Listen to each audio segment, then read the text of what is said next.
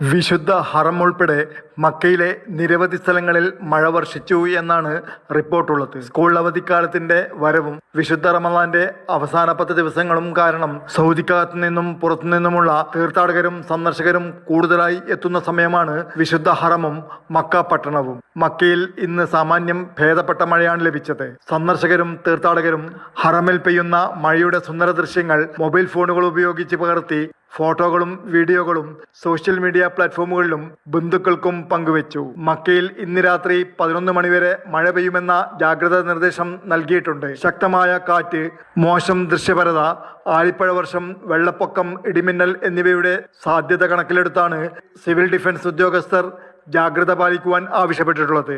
ജലാശയങ്ങൾ, താഴ്വരകൾ, അണക്കെട്ടുകൾ എന്നിവയിൽ നിന്ന് വിട്ടുനിൽക്കണമെന്നുള്ള നിർദ്ദേശങ്ങളും അധികൃതർ അറിയിച്ചിട്ടുണ്ട്.